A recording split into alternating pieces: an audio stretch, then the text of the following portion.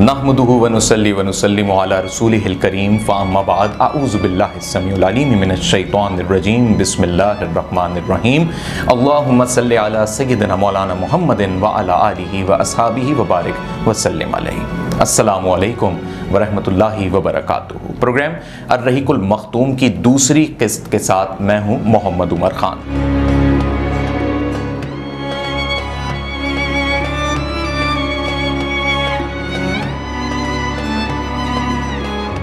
گزشتہ قسط چونکہ الرحیق المختوم کی پہلی قسط تھی، اس میں ہم نے آپ کو بنو قریش کے حوالے سے بتایا کہ کس طریقے سے بنو قریش نے مکہ کے اوپر اپنی حکمرانی قائم کی اور خود کو مضبوط کیا، اور اختتام ہم نے یہاں پر کیا تھا کہ بنو ہاشم کس طریقے سے وجود میں آئے۔ آج ہم آپ کو خانوادہ محمد صلی اللہ علیہ وآلہ وسلم کے حوالے سے بتائیں گے جو کہ بنو ہاشم سے ہی متعلق ہے۔ ہم نے آپ کو پچھلی قسط میں یہ بتایا کہ جب ہاشم کا نام قرہ کے ذریعے نکلا تو مکے کی چابیاں، حاجیوں کی خدمت گزاری اور تمام تر کعبۃ اللہ کے مالی معاملات بھی ہاشم کو ہی مل گئے۔ ہاشم کا اصل نام ہاشم نہیں تھا۔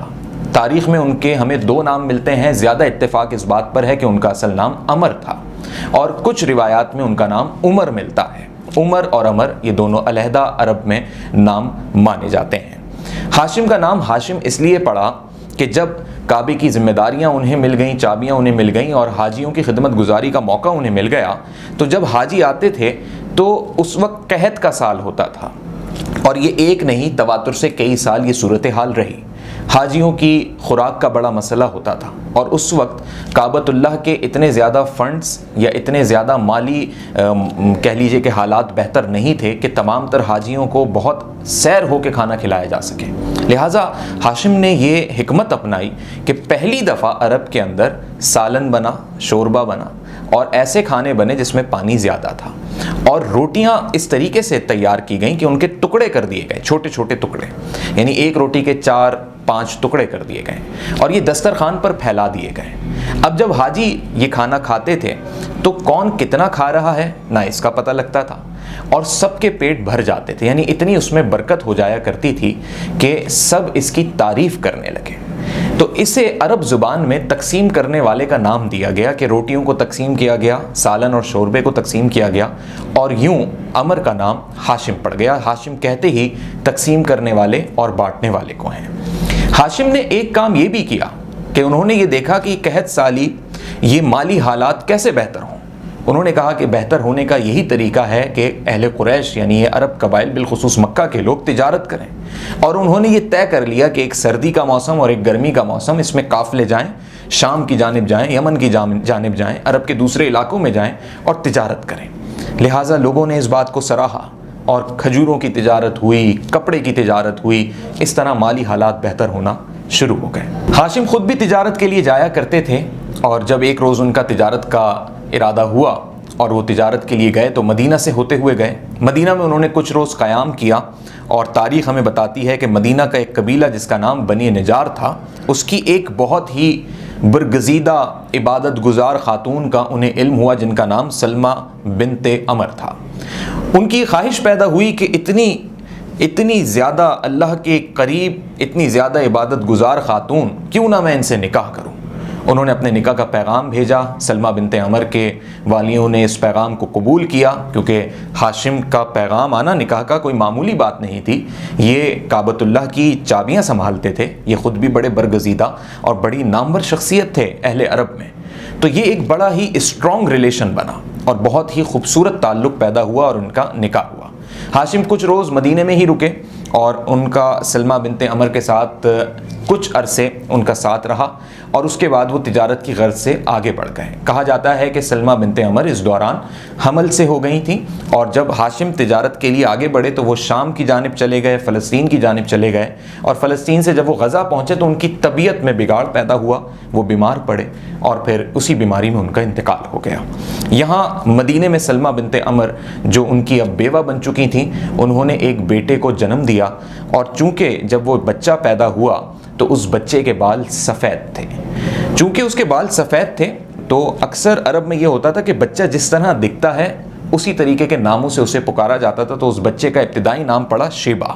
شیبہ کے معنی ہوتے ہیں سفیدی والا، سفید بالوں والا، تو اس بچے کا نام شیبہ پڑا۔ یہ شیبہ ہاشم کے بیٹے ہیں اور اس وقت یہ جب پیدا ہوئے ہیں تو یہ یتیم ہیں۔ تاریخ میں انہیں آگے چل کے عبد المطلب کے نام سے جانا جاتا ہے۔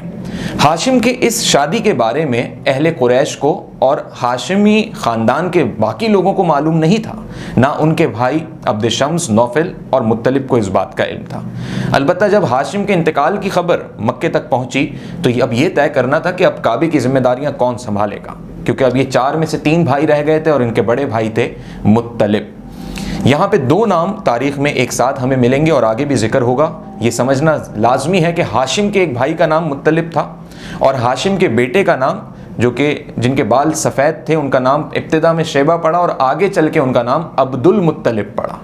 تو یہاں پہ یہ 2 نام ایک جیسے ملیں گے، اس میں ہمیں کنفیوز ہونے کی ضرورت نہیں ہے۔ تو ہاشم کے بعد مطلب نے، یعنی ہاشم کے بھائی نے مکہ کی ذمہ داریاں، بالخصوص کعبے کی ذمہ داریاں سنبھالی۔ تقریباً 10 سے 12 سال کے بعد مطلب کو یہ معلوم ہوا کہ ہاشم نے ایک شادی مدینے میں کی تھی اور ان کا ایک بیٹا بھی ہے مدینے میں، اور وہ قبیلہ بنی نجار میں ہے۔ ان سے رہا نہیں گیا کہ میں اپنے بھتیجے سے ملنے جاؤں، اور وہ اس نیت سے گئے کہ وہ اس کو واپس مکہ لائیں، کیونکہ یہ طے ہو چکا تھا کہ ہاشم کے بعد کعبے کی ذمہ داریاں ہاشم کے بیٹے کو ملنی ہیں۔ لہٰذا وہ مدینے پہنچے، ان کی والدہ سے ملے، ان کے اہل و عیال سے ملے اور اجازت لی کہ شیبہ کو وہ اپنے ساتھ لے جائیں۔ انہوں نے اجازت دی اور وہ شیبہ کو، ایک 12 سال کے لڑکے کو اپنے ساتھ مکہ لے آئے، اور مکہ میں انہوں نے متعارف کرایا کہ اس کا نام عبد المطلب ہے۔ عبد المطلب کے بارے میں جب لوگوں کو معلوم ہوا کہ ہاشم کے بیٹے آئے ہیں اور لوگ ہاشم کو بے انتہا چاہتے تھے، انہوں نے عبد المطلب کو بھی اسی شفقت اور محبت کے ساتھ دیکھا جو عقیدت ان کی ہاشم کے ساتھ تھی۔ اب ہاشم کے بڑے بھائی جو اس وقت کعبے کی ذمہ داریاں سنبھال رہے تھے، ان کا نام بھی مطلب تھا۔ جب وہ انتقال کر گئے تو اب یہ بات طے تھی کہ ہاشم کے بیٹے کے پاس، یعنی حضرت عبد المطلب رضی اللہ تعالیٰ عنہ کے پاس کعبے کی ذمہ داریاں جانی ہیں۔ لیکن ان کے باقی 2 چچا، یعنی ہاشم کے باقی 2 بھائی جن کا نام عبد شمس اور نوفل ہے، ان کی نیت میں یہ بات سامنے آئی، یا ان کے دل میں یہ سوال پیدا ہوا کہ کیوں نہ ہم کعبے کی ذمہ داریاں سنبھالیں، ہم بھی تو عبد مناف سے تعلق رکھتے ہیں۔ لہٰذا انہوں نے کوشش کی کہ اب کعبے کی ذمہ داریاں ہمارے پاس ہوں۔ چونکہ عبد المطلب تنہا تھے، اس وقت بہت کم سن تھے اور بہت ہی کم عمر تھے، تو وہ ان کا مقابلہ نہیں کر سکتے تھے۔ لیکن عبد المطلب یہ جانتے تھے کہ ان کا حق ہے، کعبے کی ذمہ داریاں سنبھالنا ان کی ذمہ داری ہے، اور وہ ان کے باپ کی ذمہ داری تھی، اور باپ کے بعد یہ معاملات بیٹے کو ملنے تھے، اور یہی ہاشمی قبیلے کی اصل اساس تھی۔ لہٰذا عبد المطلب نے کچھ وہیں کے بنو قریش کے قبائل سے رابطہ کیا، دارالندوہ کے لوگوں سے رابطہ کیا، لیکن کسی نے بھی عبد المطلب کو سپورٹ نہیں کیا۔ بنو شمس اور نوفل اس وقت مالدار بھی تھے اور اس وقت وہ طاقت میں بھی زیادہ تھے۔ لہٰذا عبد المطلب نے مدینے میں اپنے ماموں کو یہ پیغام پہنچایا، ان کے ماموں کا نام ہے ابو سعد بن عدی، اور ان سے مدد مانگی کہ میرے حق پر یہ ناحق کام کیا جا رہا ہے، اور میں ہاشمی قبیلے کا چشم و چراغ ہوں۔ میں چاہتا ہوں کہ میں اپنے والد کی جو ان کی روایات ہیں، جو اللہ نے انہیں سپرد کیا، اب وہ ہاشمی قبیلے میں رہنا چاہیے، اور میرے تایا مطلب نے بھی مجھے یہی بتایا ہے۔ لہٰذا ابو سعد بن عدی 80 سوار لے کر مدینے سے آئے، اور ان کے پاس تلواریں بھی تھیں۔ گویا کہ ان کی یہ سوچ تھی کہ اگر حضرت عبد المطلب رضی اللہ تعالیٰ عنہ کو ان کا حق نہیں ملتا، کعبے کی چابیاں نہیں ملتی، تو یہ ایک جنگ کی صورت پیدا ہوگی۔ اور تاریخ میں یہ بھی بتایا جاتا ہے کہ جب وہ مکے پہنچے تو نوفل نے، یعنی عبد المطلب کے چچا نے، عبد المطلب کے ماموں سے بحث بھی کی، جس پر تاریخ یہ بتاتی ہے کہ ابو سعد بن عدی نے اپنی تلوار بھی نکال لی، اور یہ قتل کا بھی معاملہ ہو سکتا تھا۔ یہاں پر عبد شمس اور نوفل پھر پیچھے ہٹے، اور پھر اس طریقے سے حضرت عبد المطلب رضی اللہ تعالیٰ عنہ کو کعبے کی چابیاں مل گئیں۔ اس میں تاریخ یہ بھی بتاتی ہے کہ عبد شمس اور نوفل نے جنگ کی تیاری بھی کی اور بنو خزاعہ کے لوگوں سے بھی رابطہ کیا، لیکن چونکہ بنو خزاعہ کے لوگ اہل قریش کے ساتھ تاریخی اعتبار سے خوش نہیں تھے اور ان سے اقتدار چھینا گیا تھا، تو انہوں نے یہ طے کیا کہ وہ ہاشمی قبیلے کو ہی سپورٹ کریں، یعنی عبد المطلب کو، اور وہ عبد شمس اور نوفل کے ساتھ نہیں ملے۔ یہاں پہ یہ بات آپ کو لازمی جاننی چاہیے کہ آگے چل کے جو ایک ملعون کا ذکر ہوگا، اور وہ ملعون ہوگا ابو جہل۔ ابو جہل کا تعلق عبد شمس سے تھا، یعنی حضرت عبد المطلب کے چچا کے خاندان سے تھا۔ تو یہ تمام تر معاملات جو حضور اکرم صلی اللہ علیہ وآلہ وسلم کے کہہ لیجئے کہ نافرمانی کے آگے چل کے پیدا ہوئے، اس میں بہت حد تک یہ فیکٹرز بھی شامل تھے کہ عبد شمس کو کعبے کی چابیاں نہیں ملی تھیں، بنو ہاشم کا اقتدار مضبوط ہوا اور حضرت عبد المطلب کو لوگوں نے چاہا اور اللہ نے انہیں مقرب کیا، تو یہ وہ جیلسی فیکٹر بھی تھا عبد شمس میں جو آگے چل کے ہمیں ابو جہل میں بھی ملے گا۔ جب حضرت عبد المطلب رضی اللہ تعالیٰ عنہ کو کعبے کی چابیاں مل گئیں، آپ کعبے کے متولی بن گئے اور آپ نے کعبے کی تمام تر ذمہ داریوں کو سنبھال لیا، تو آپ اللہ رب العزت کے انتہائی برگزیدہ اور انتہائی عبادت گزار بندے ثابت ہوئے، یہاں تک کہ آپ تمام تر اہل عرب کے ان قبائل اور ان بادشاہوں کی نظر میں بھی مشہور و معروف ہو گئے کہ آپ کو دوسرے قبائل اور دوسری سلطنتوں کے بادشاہ خود مدعو کیا کرتے، آپ کی مہمان نوازی کیا کرتے۔ آپ کا وہ مقام بن گیا کہ جو بھی کعبہ آتا وہ آپ کے ہاتھ چومتا، آپ کا وہ مقام تھا کہ حاجی آپ کے پاس آ کر اپنی داد رسی رکھتے اور آپ اللہ کے حضور ان لوگوں کے مسائل کے حل کے لیے دعا کرتے۔ تمام تر کعبے کے جو معاملات تھے، جو اس وقت کی تبرکات تھیں، وہ تمام تر آپ کے ذمے تھیں۔ تو یہاں ہم نے اس پوری قسط میں، اس پورے بیان میں ایک ذکر بتوں کے حوالے سے کیا کہ کعبے کے اندر بت بھی تھے، اور جب ہاشم کے پاس کعبے کی چابیاں آئیں، یہاں تک کہ قصی بن کلاب کے وقت سے لے کر اور بنو خزاع کے وقت سے لے کر کعبے کے اندر بت موجود تھے۔ یہاں یہ واضح کرنا ضروری ہے اور سمجھنے والوں کو یہ بھی سمجھنا ضروری ہے کہ جب حضرت ابراہیم علیہ السلام اور حضرت اسماعیل علیہ السلام نے کعبے کی تعمیر کی تھی، اس وقت کعبے میں کوئی بت موجود نہیں تھا۔ کعبے کی تعمیر صرف خالصتاً اللہ رب العزت کے احترام کہہ لیجئے، عقیدت کہہ لیجئے، عبادت کے لیے کی گئی۔ کعبے کی تعمیر کا بنیادی مقصد ہی یہ تھا کہ اللہ رب العزت کا یہ حکم تھا حضرت ابراہیم علیہ السلام کو، اور انہوں نے اپنے جمع سال بیٹے حضرت اسماعیل علیہ السلام کے ساتھ مل کے تعمیر کی تھی۔ لیکن حضرت اسماعیل علیہ السلام کے اس دنیا سے رخصت ہو جانے کے بعد